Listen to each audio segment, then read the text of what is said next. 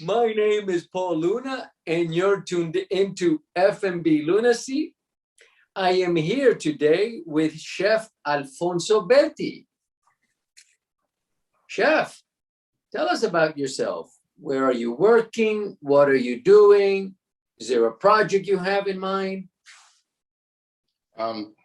Currently, I'm from Atlanta, grew up here, came up in the restaurant scene. I came through like restaurants like Echo and Ink and Elm. Worked at General Muir and Cock and Trice. Just came up through some of those restaurants with some of those like old school chefs like Greg Richards, like Buddy Ryan Witten, just a bunch of those guys. And it was a normal kitchen, you know, that camaraderie, get your ass kicked, you know, just get beat up. But you learned, and it was like something you could cherish and like really appreciate at the end of the day when you guys like came together and finished the shift and everything went well. It's like you have a new company you started. Yeah, they started Betty Box. What Betty Box is, it's a 4-course meal prep service. So you get salad, app, entree, dessert, and it's 90% cooked. So all you have to really do is just heat it up and put it on a plate and serve it. Basically, my design and idea behind it was to put the line in a box. Basically, put all your mise en place that you would have on the line, put it in a box, and let people cook like they're in a restaurant and be able to experience that restaurant quality food at home done by them. Chef, who was your inspiration? Wow. Probably mainly my dad. I came up in a Jamaican household. My dad's Jamaican, my mom's American. She's from New York.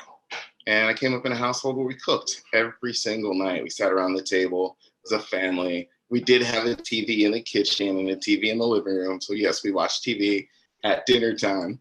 But that's what we did. But we all sat down, we ate. So it was probably my dad. What type of music do you enjoy listening to?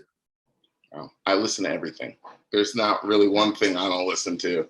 I think this morning I was listening to Patti LaBelle this morning. And that's exactly what I was jamming to. And I was walking around the grocery store, listening to Anderson .Paak. Do you sing in the shower, Chef? Yes, I do. I definitely do.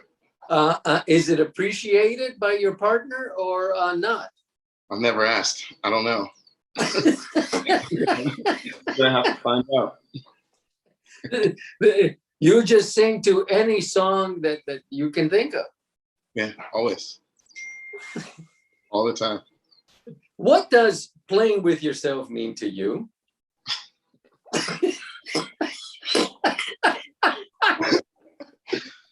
Well, if we're going to go PG with it, playing with yourself would be like walking in the rain or going to stomp in a puddle like a child. The things that most people don't really do anymore. That's what my definition of playing with yourself would be. A month or so ago, I jumped in the puddles and I was playing in the rain. I was on the phone with my cousin. I was just jumping in puddles, like spinning around and shit. It was amazing. And it was like, who does that? Who thinks to go play as a child, as an adult? No one does. And I feel like if we do, then we can, I don't know, just lose some of what's bothering us in the world for that moment and just have fun. Would you say that at work with Betty Box, you play with yourself? Yes, all the time. All the time. All the time. I've got to send you a video that we made the other day. Fill in the blank. Cooking is? It's everything. It's for me, it's my place where I go to just like release, and you know, the world's not there. It's just the kitchen. It's what's in front of me. It's the ingredients that I'm using. That's what cooking is for me. Is there any particular chef that speaks to you while you're cooking? Wow. I don't know. I have like traumatic experiences. Like I put my tongs in the wrong space and I freak out because I think someone's going to scream at me. That's what those are the things that I think of. Those are the chefs that I think of. Why the fuck are your tongs there? Do you have any nightmares of cooking? No nightmares of cooking. Not anymore. Not since I'm not really in the restaurants anymore. since I'm doing this Betty Box thing, it's all at home or in the restaurant space that I use. So it's not no more nightmares. Those all gone, thank God. What is important in your life today? Just being happy and making sure I can make whoever else around me happy, and just like sharing that, and maybe giving people like different knowledge that I was given along the way, whether it's food or anything else. Just kind of sharing what I know with others and making sure I'm happy and others are. Chef, are you a breast or a legs man? Wow, legs. Legs? Legs. Oh yeah. What's important, Chef? Taste or food presentation? Taste.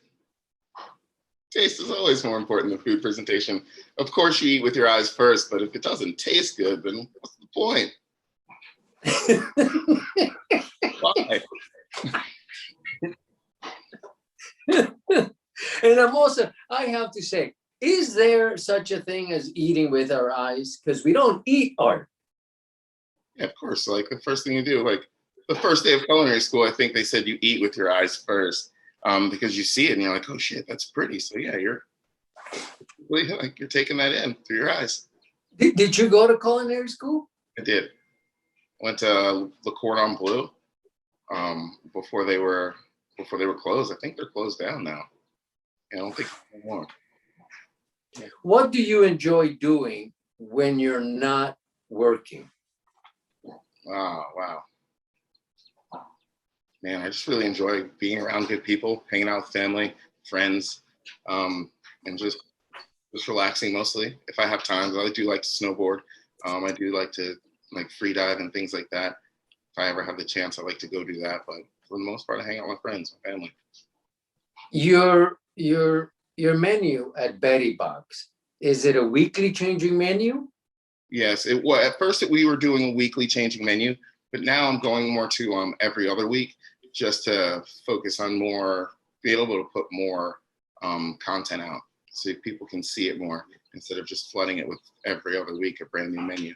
And it also gives you a little more time to do some R&D to make sure some other things that I'm working on for the future menus are like really tight. Like I'm getting into some ferments now, so I can like elevate the level of food that I'm making. So I'm doing like a habanero ferment right now. I plan on doing some pickles here soon. So there's some other things that'll be in the works for Betty Box as well. Is there a food related product you eat that is embarrassing? Oh, fuck yeah. American cheese. Yellow American cheese, my weakness. I love that shit on cheeseburgers. I'll eat that shit out the pack. I love it. Matter of fact, I picked some up today. Your father was Jamaican. Yes. Okay. So what place in Jamaica would you recommend to visit? I really enjoyed Kingston. But it's kind of rough. It's kind of rough there.